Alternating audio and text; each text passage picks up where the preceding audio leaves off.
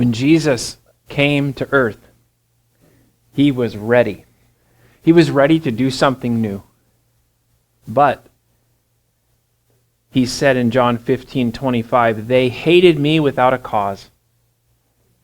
Why did people hate Jesus? Why do people hate Jesus? No reason. Without a cause. Without grounds for hate, they hated him. And they still do. Have you ever had someone be angry at you? And all you did was do what was right? Have you ever had someone misunderstand you, even lie against you, and all you did was do what was right? Have you ever offered a costly sacrifice to the Lord of the first fruits of your flock and had someone be so angry at you that they wanted to murder you? Abel knew what that felt like because his brother was jealous. Abel had done what was right, and that is why his brother hated him. Jesus came and did what was right. That's why people hated him. Because the devil stirred people up. The devil stirs people up. Anytime we do what is right, especially when we offer a costly offering, a costly sacrifice of love to the Lord, the devil gets stirred up in people's minds and hearts around us. And they hate us without a cause when we offer a costly offering of worship to the Lord.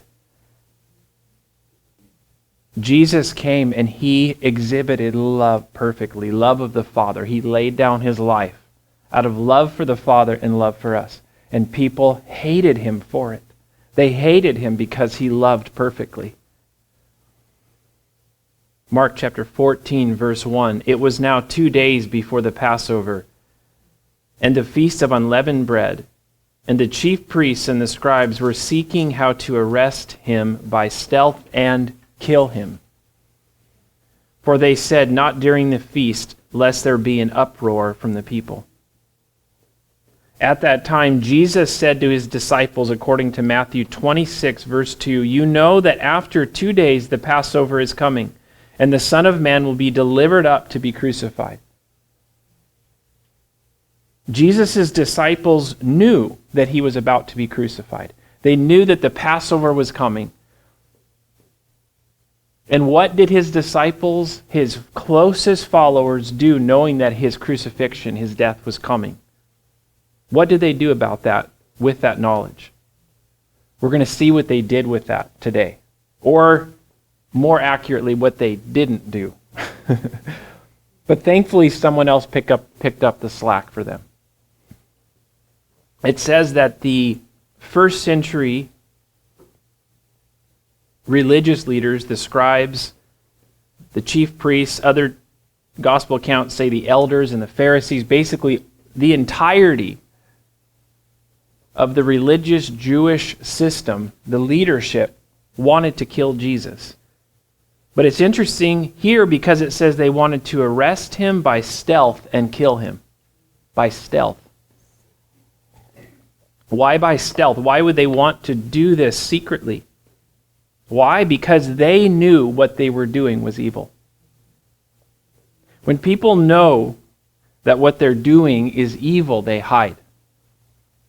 They try to do it without being found out, without being seen, without being caught. John chapter 3, verse 19, and this is the judgment. The light has come into the world, and people loved the darkness rather than the light, because their works were evil. For everyone who does wicked things hates the light, and does not come to the light, lest his works should be exposed. But whoever does what is true comes to the light, so that it may be clearly seen that his works have been carried out in God. These first century pastors, shepherds, elders, leaders of God's people, what they were planning to carry out, they wanted to do in darkness because it was evil. And because they knew, as good politicians that they were, that the people would likely oppose them, because the people at this time were in favor of Jesus. They were following Jesus. These men were deceptive, self-seeking politicians more than they were truthful, selfless pastors, like they should have been. They said, not during the feast, lest there be an uproar from the people, but ultimately they grew to be so overcome with jealousy and hatred and murderous anger that they didn't wait for the Passover to be over. They said, our plan is to wait. We're not going to do what we want to do. We're going to wait because the people might resist us. But they were ultimately so overcome with jealousy that they went ahead and killed Jesus on Passover. How many of you have ever watched, and I don't endorse this, but how many of you have ever watched like a murder mystery or a crime TV show? I don't watch them, but I had watched them when I was younger. And one thing they always ask is, what was the motive of the killer? They try to figure out what was their motive. Because if you can figure out the motive, it answers a lot of other questions, right? So the question is, we have some murderers here plotting to murder Jesus unrighteously without cause. And they were the pinnacle, the example of what God's people were supposed to be doing. And yet they were of their father, the devil, incognito. But what was their motive to kill Jesus? Why did the first century equivalent of 21st century pastors and church leaders want to kill Jesus? Why did they want to do away with him? Remember, these are the same people who encountered Jesus every day. They had encounters with Jesus. Think of that. And then they led their followers to also yell out, cry out, crucify him, crucify him. These are the same people who encountered Jesus. They had miraculous encounters with him on a daily basis. They heard him authoritatively share the truth with anointing. They saw people healed. They saw people come back from the dead. And yet these same people who had encounters with Jesus said, we want to crucify him. What was their motive? Why would someone want to do away with someone who was so good, righteous, and amazing like Jesus? What was their motive? John actually answers that question in a more detailed account of what happened around this time in John chapter 11. I'm going to read it to you, John 11, starting in verse 43.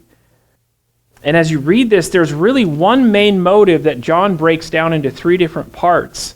John 11, verse 43, when he had said these things, he cried out with a loud voice, speaking of Jesus. We're coming in the middle of a story here, but I'm sure you'll recognize which story it is. He cried out with a loud voice, Lazarus, come out. The man who had died came out, his hands and feet bound with linen strips, and his face wrapped with a cloth. Jesus said to them, unbind him and let him go. So Jesus just brought Lazarus back from the dead in front of an audience of witnesses. Verse 45, many of the Jews, therefore, because Jesus did this miraculous thing, who had come with Mary and had seen what he did, believed in him. But some of them went to the Pharisees and were tattletales and told them what Jesus had done. So the chief priests and the Pharisees gathered the council and said, what are we to do? For this man performs many signs. If we let him go on like this, everyone will believe in him, and the Romans will come and take away both our place and our nation. What was their motive for wanting to kill Jesus? I will just say, as a side note, it's not like their motive just all of a sudden emerged in one day. Their disdain for Jesus had been building for the entirety of his ministry. It just kept building and building and building. Their resistance of him, their hatred of him, as he was constantly performing signs, miracles, healing people, casting out demons, teaching anointed sermons, calling them out for their hypocrisy. The main straw that broke the camel's back that Jesus did was something miraculous. That is what stirred up this spirit of hatred and jealousy and ultimately murder in these individuals. Is Jesus performing a miracle? Yet another one, this time Lazarus coming back from the dead. What are we to do? For this man performs many signs. That's what they said. What are we to do? Because he performs many signs.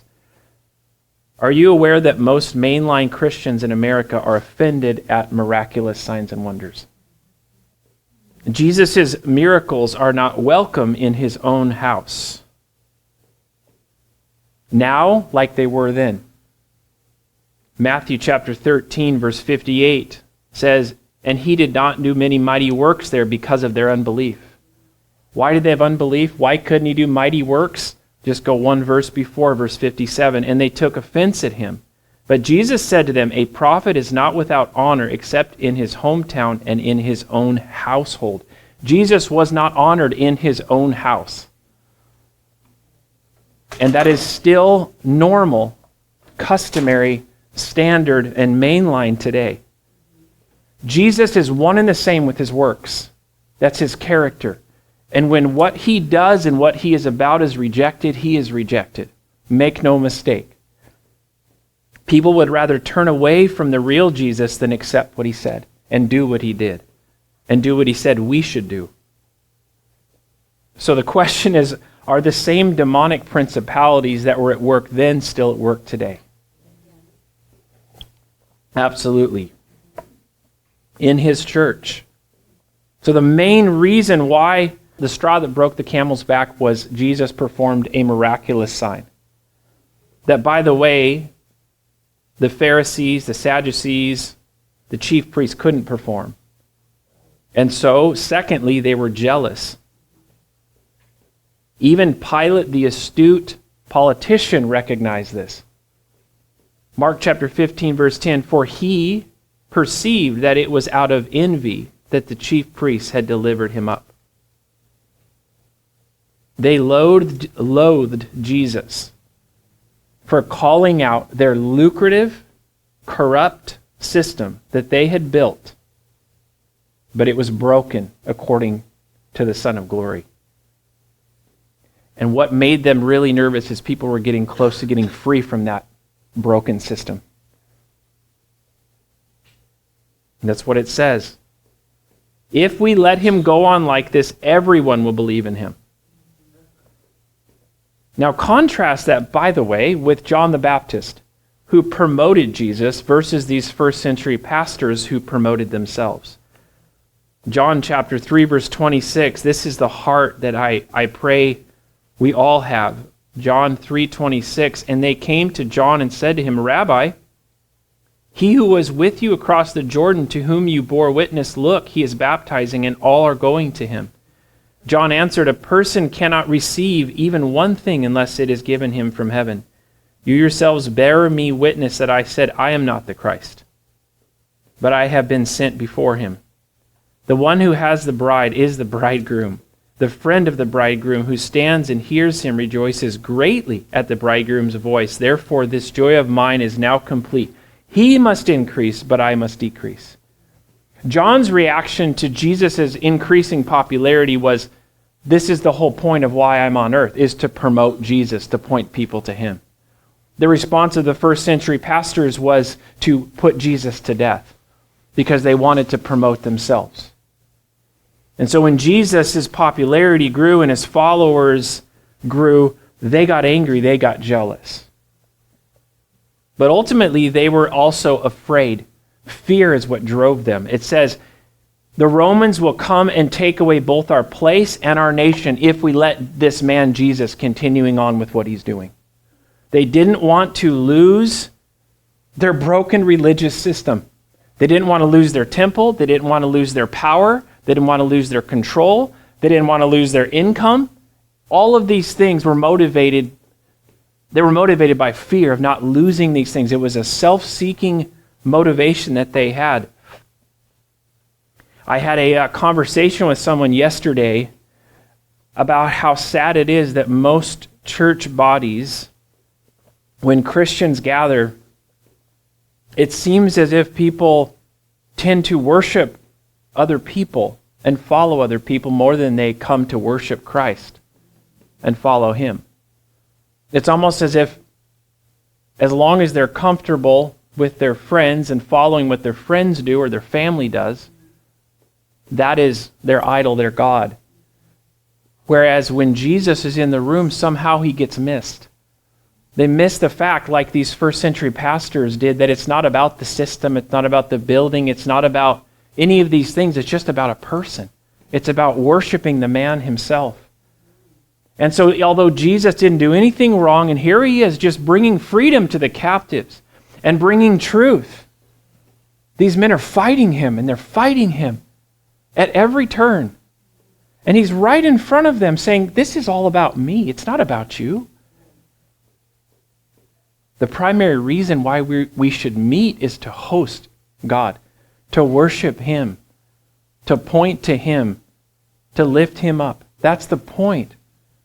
But yet, when I don't hear a lot of that, but it seems strange to me because he is the focal point, should be the focal point of our worship, the purpose for why we even gather. Without him, I don't understand why we would do any of this. Like Moses said, if you don't go with us, Lord, I don't want to go. In other words, if we go somewhere and we can even win a battle and be victorious, Moses is like, I don't care. As long as you're with us, that's okay. If you're not with us, I'm not interested. I just want to go where you're going, Lord. I want to follow your presence. I want to follow your leading. So there's a really stark contrast in these verses between fighting and resisting and ultimately planning to kill and get rid of Jesus, and what happened next. Verse 3, and while he was at Bethany in the house of Simon the leper, as he was reclining at table, a woman came in with an alabaster flask of ointment of pure nard, very costly, and she broke the flask and poured it over his head. There were some who said to themselves indignantly, why was the ointment wasted like that? For the ointment could have been sold for more than 300 denarii and given to the poor. And they scolded her.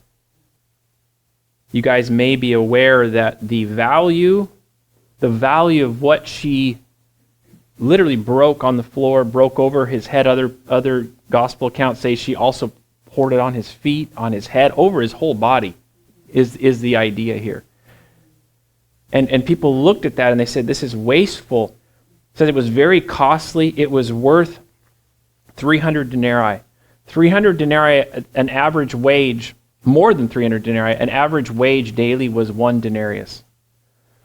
So this is essentially an annual salary worth of an asset, if you will, value that she had saved up, and she just spent it all in one place on one person.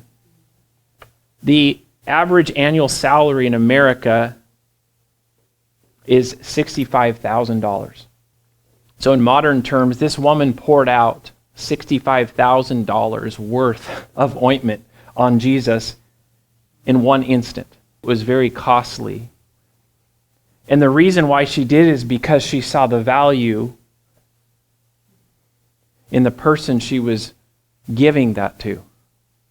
While no one else, this is shocking to me, no one else in the room recognized the value of Jesus. That breaks my heart. She was the only one. Not even his own disciples. Can you imagine the heart of God? How painful that must have been, that his own followers were indignant and angry at this woman for doing something that was appropriate. It says, there were some who said to themselves indignantly, why was the ointment wasted like that? There were some, and Matthew 26 verse 8 says, and when the disciples saw it, they were indignant. So Mark is being very covering. But we know that it was the disciples who were saying this, and more specifically, John chapter 12 verse 4, but Judas Iscariot, one of his disciples, he who was about to betray him, said, why was this ointment not sold for 300 denarii and given to the poor? He said this not because he cared about the poor, but because he was a thief. and having charge of the money bag, he used to help himself to what was put into it. It's really interesting how people have a way sometimes of covering their wickedness, the wickedness of their heart, with religious reasons. Like, I'm doing what I'm doing for God. And what was interesting is Judas, as far as we can tell, was the only one who said what everyone else was thinking. He said it out loud, or maybe he said it first, which released something in the room. Because everybody in the room was thinking it, Judas said it out loud. But it says they were indignant. They were angry. They were upset at this, what was done. And it doesn't, does it make logical sense that they would be upset about what someone else gave? It didn't cost them anything. Did it cost them a dime to break this ointment, to break this $65,000 bottle of spikenard? It didn't cost them a dime, but yet they're angry. It's not even logical. Did it cost Cain anything for his brother Abel to give the first fruits of his flock to God? Didn't cost him anything, but yet he was angry. I do wonder, although it doesn't say it, I do wonder if some of the people in the room, perhaps the disciples, maybe not all of them, maybe none of them, but I do wonder if there was maybe one or two, maybe more, that thought to themselves, boy, I wish I would have thought of that. Maybe I should have done that. And they weren't necessarily angry at her so much as they were angry at themselves. But they took it out on her because they were convicted in their spirit. Jesus had already told them, I'm going to be crucified. And here she, in her love, this is Mary. We know from the Gospel of John chapter 12 that this is Mary, this is Martha's sister, Lazarus' sister, who also sat at Jesus' feet in Luke chapter 10, same Mary, who loved him. And she was, in her brokenheartedness, she broke and gave what she had. And she didn't do it for anybody else but for him. She didn't do it for anyone else but for him. And that makes the devil angry. When you give a costly sacrifice to the Lord, when you love him with passion, with abandon.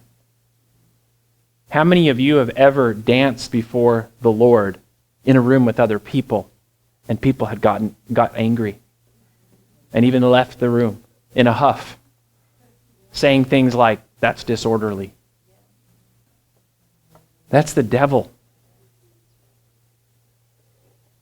When someone is dancing before the Lord, they are laying down a costly sacrifice of their own dignity, knowing that people are going to probably do that very thing. Get angry, upset, and leave. But they don't care because they're not doing it for those people. They're doing it for Jesus. They're doing it out of their love for him. David didn't do what he did. He didn't dance before the Lord for his wife. If he would have danced for his wife, he wouldn't have danced at all. But he danced for the Lord. He danced before the Lord, and his wife got angry. And she was struck barren because of it. The one who has fruit, who has love for the Lord, often makes the one who doesn't jealous and angry and upset. And what happens is the devil immediately gets stirred up in the room or around you when you do things like that. When you passionately love the Lord with your life, he gets upset and he starts whispering in people's ears. He starts stirring up jealousy and anger in other people. He starts putting lies in people's hearts and minds that cause people to lie about you, misunderstand you. Why? Because you're doing what's right. Because you're loving your Lord passionately. And that is the number one thing that the devil hates. He goes after that more than anything. And if you can catch one thing, if we can catch one thing today, catch this. Listen to this. This will change your life. Do what this woman did. Pour out your love to him. And if it's not costly in some form or fashion, I would submit to you it's not love. Love risks all for the one they love. Love is a step of faith.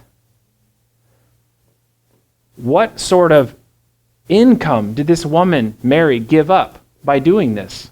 She sacrificed what she could have purchased with that $65,000 equivalent bottle of perfume. She gave what she could have used. Do you see it? She gave what she could have used on herself and instead used it on him. And others who didn't have her heart of worship looked at her and saw it as wasteful. Why did they see it as wasteful? Because they didn't love Jesus. And they were convicted that they didn't love Jesus the way she did.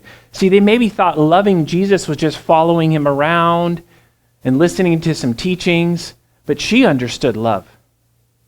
She understood what love is. She understood it wasn't a feeling. Love is a cost.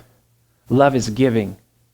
For God so loved the world that he felt good and sat in front of his TV. For God so loved the world that he yelled down from heaven, "You people, get your act together." For God so loved the world that he did something for himself. It doesn't say that. For God so loved the world that he gave. He gave the most costly thing that he had, his own son. Love is giving what is costly. David even said, "I will not give what costs me nothing." I will not give to the Lord what costs me nothing. I will not, because that's not love. That's not worship. Giving to the Lord what costs you something out of a heart of love is love. You don't do it out of obligation. You do it because you love him. I find something very interesting. If you look back at Genesis, I've asked the question many times, like, who instituted sacrificial worship? Where did this sacrificing animals, where did this come from? There's no, I don't see any command in the Bible, by the way. I don't see any command in Genesis from God to say, "You will sacrifice to me. You will give me the best, the first fruits." I don't see that in Genesis. I just see people doing it. Why? Because Abel loved God. This woman, even though she didn't sing a single note, she was worshiping.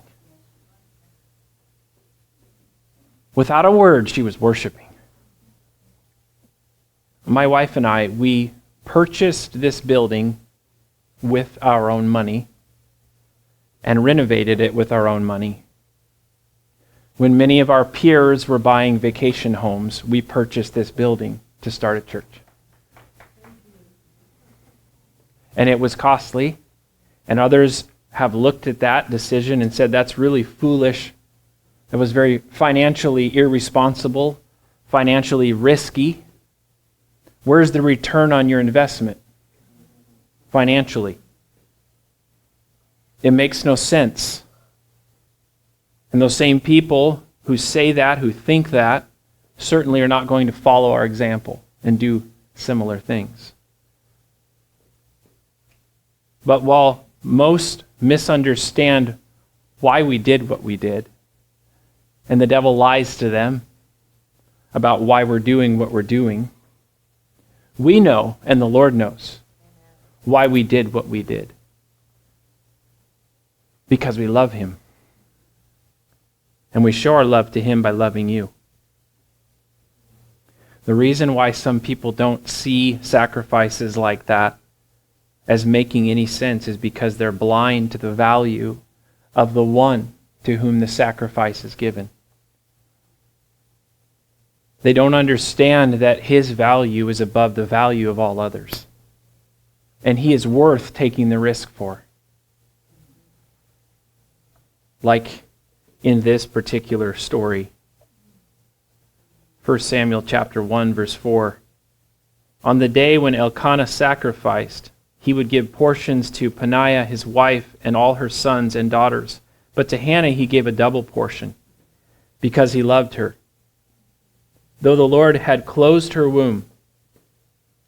And her rival used to provoke her grievously to irritate her because the Lord had closed her womb.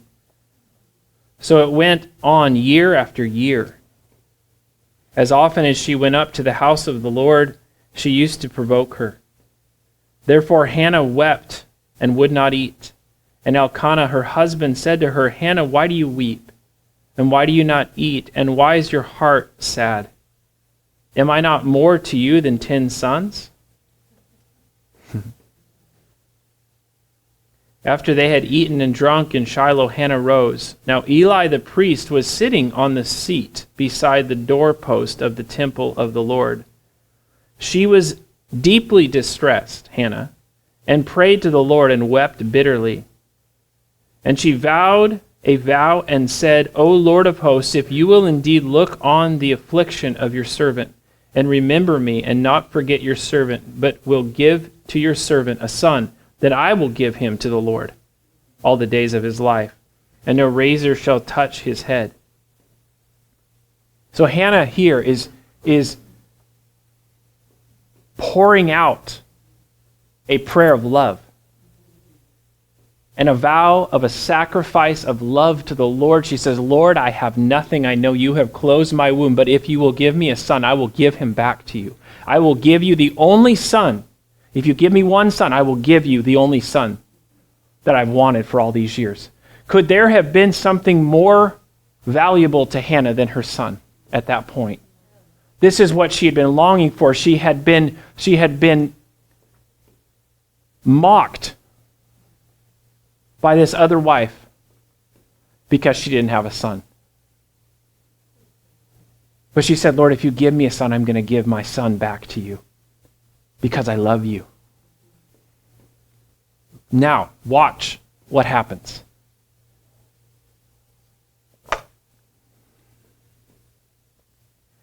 Verse 12. As she continued praying before the Lord, Eli, the priest, observed her mouth. Hannah was speaking in her heart, only her lips moved, and her voice was not heard. Therefore, Eli took her to be a drunken woman. And Eli said to her, How long will you go on being drunk? Put your wine away from you. Blind as a bat, man. Filled with the devil, this guy was. My goodness, this guy's supposed to be discerning. He's supposed to be a spiritual leader. And here he is, coming against this woman who's offering up a sacrificial, sweet-smelling aroma to the Lord, and he says, You're a drunk lady. It just makes me upset to see this. Without a cause, he's upset at her. The one who should have had his eyes open was blind. But Hannah answered, No, my lord, I am a woman troubled in spirit. I have drunk neither wine nor strong drink, but I have been pouring out my soul before the Lord. Do not regard your servant as a worthless woman. For all along I have been speaking out of my great anxiety and vexation. Then Eli answered, Go in peace, and the God of Israel grant your petition that you have made to him. And she said, Let your servant find favor in your eyes. Then the woman went her way and ate, and her face was no longer sad. And you guys know what happened. Eventually, Hannah had a child named Samuel. One of the foremost influential prophets in all of Israel.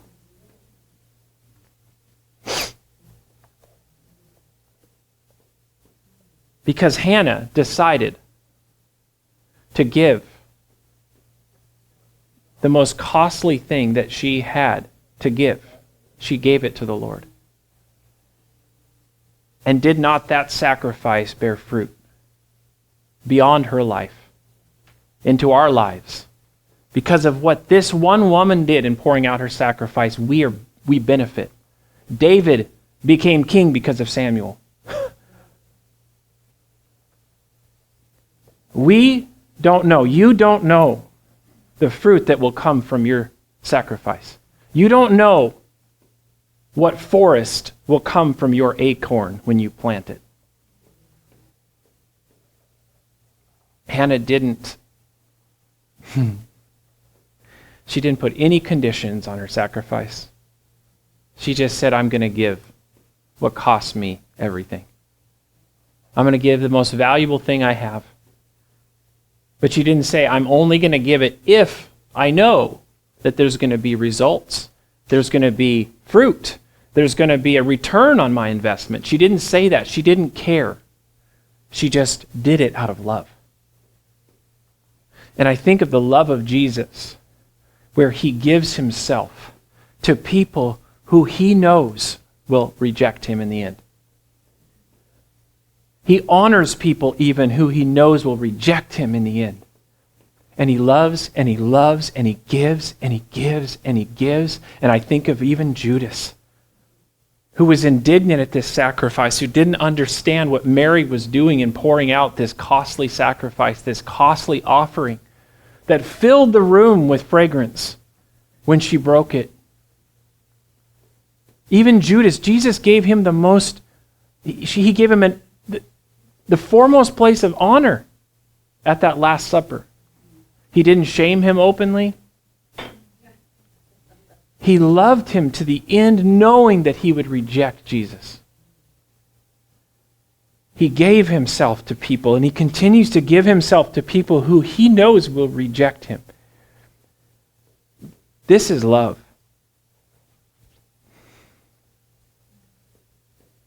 So even though everyone was angry with this woman, here's a question. What did Jesus think about what Mary did here? What did Jesus think about such lavish gifts? Verse 6, but Jesus said, leave her alone. Jesus defends us when we love him and when we honor him. He defends us. Leave her alone. Why do you trouble her? She has done a beautiful thing to me. For you always have the poor with you. And whenever you want, you can do good for them, but you will not always have me. She has done what she could. She has anointed my body beforehand for burial. And truly I say to you, wherever the gospel is proclaimed in the whole world, what she has done will be told in memory of her. She has done a beautiful thing to, what does it say? To me, the person. She did it for him. And as a result, he honored her. He says, what she has done will be told in memory of her wherever the gospel is shared. God honors you. God honors me. God honors those who honor him. John the Baptist said, I am not upset that Jesus is getting more popular than me. He pointed people back to Jesus. And you know what Jesus said about John? There's none greater in the kingdom. And what did he do to the Pharisees on the other hand? He took down their system. Even though their spirits are still roaming the earth, the spirits behind them. But he took down their system. He who exalts himself will be humbled, and he who humbles himself will be exalted. He honored Mary because Mary honored him. He honored John the Baptist because John the Baptist honored him. He honored Hannah because Hannah honored him. He honored David because David honored him. The Father honored Jesus because Jesus honored the Father. And he's given him a name above every name because he humbled himself. He promoted the Father, and the Father's promoted him. You see how it works? And the same goes for us. But there are many Christians who say, well, that's prideful. Yeah, to promote yourself is. To promote Jesus and for Jesus to honor you, that's up to him. The results are up to him. He's only asked us to do one thing. Do you know that this life is very simple? He's asked us to do one thing. Just love him. Not with our words, with our life. That's it. Just love him. And what that looks like for each of us is different. What he asks of us, the cost he asks of each of us, is in proportion to the ability to what he's given us. It's in proportion to the talents he's given us. It's in proportion to what he's given us, but he expects us to at least double his return on what he has given to us and put into us. This is the one thing that will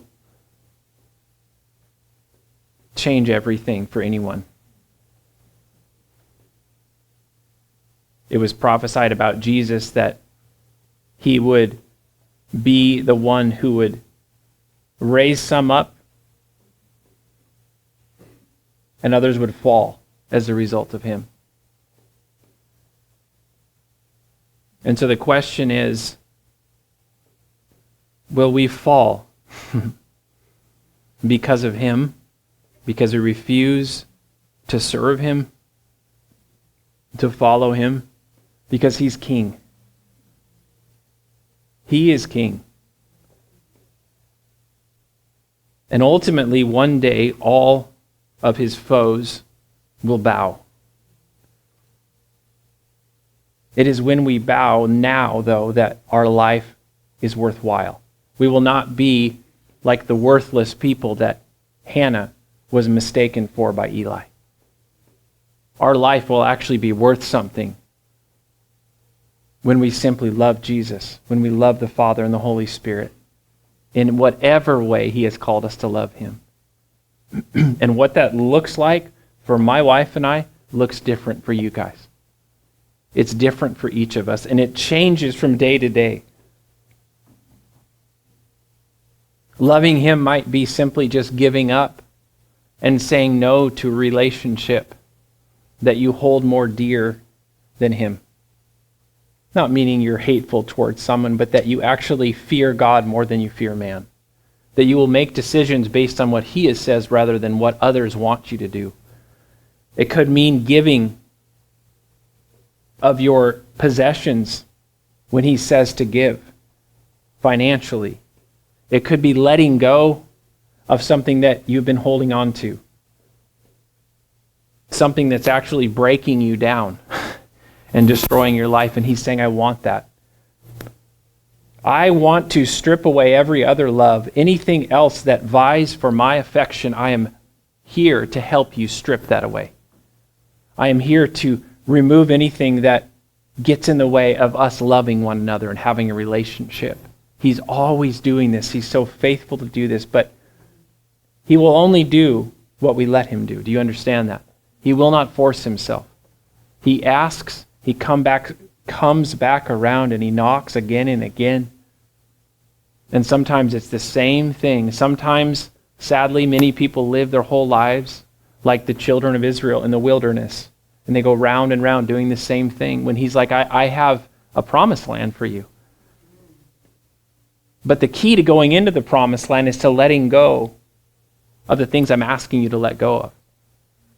To give that costly sacrifice so that you can experience the land of milk and honey. And today I really believe that God is breaking patterns. He's breaking patterns. Patterns of withholding from him. Patterns of withholding.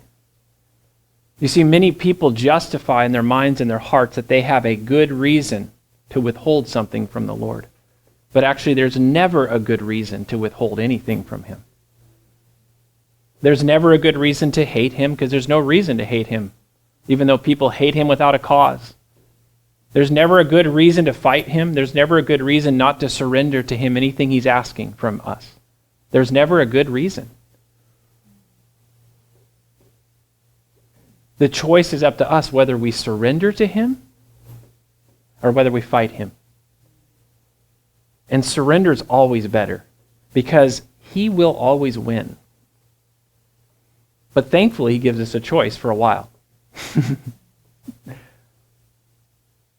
And I just got to say, and I know you guys probably know this in your own lives, but learning the easy way is always better than learning the hard way. Learning the easy way is just listening to what he says and obeying. Learning the hard way is him bringing painful circumstances and situations into our life that correct us back to where we need to be, the hard way, in a painful way, rather than just giving what he's asked of us. Free will. And so we're going to close today with the Holy Spirit led me to position a time of giving to Spirit and Truth at the end rather than the beginning. Because if the Lord is leading you specifically today to give financially to Spirit and Truth, you can do that in the back. And I don't know why, well, I do know why there's resistance to even talking about that topic among some people. And if that is you, you might want to ask why. Ask yourself, why would I resist that? Why would I get upset? Why would I not want to hear that? Why would I get uncomfortable when he talks about that? Could it be withholding something that he wants you to give? Is the Lord asking you to give something else, though? Whatever it is in your life. To stop withholding from him the love that he wants from you. It might be time to stop being so busy. It might be time to sit still in the silence rather than filling the space every day of the week with something. He might want you to just give up, sacrifice, whatever that next task is that you wanted to do. Because I guarantee you, if you stop and you wait on him and you give him that sacrifice, he will take care of all the other stuff. Seek first his kingdom and his righteousness, and all these things will be added unto you. Him first. And what happens next? You're going to have peace in your heart, no matter what it is. So during this time, I'm providing you an opportunity. He's providing you an opportunity to pour out your love to him, whatever that looks like. And again, I really just hear the Lord saying that today he wants to break patterns. He wants to break broken patterns. He wants to fix things that are broken, but I just really hear the word patterns. He wants to break patterns and form new ones, and he is more than able to do that. He is more than able to remove and shift and change things, because that's what he specializes in. Cannot the God who created us bring change in our lives? It doesn't matter what did or didn't work yesterday. This is a new day. And he's all powerful all the time.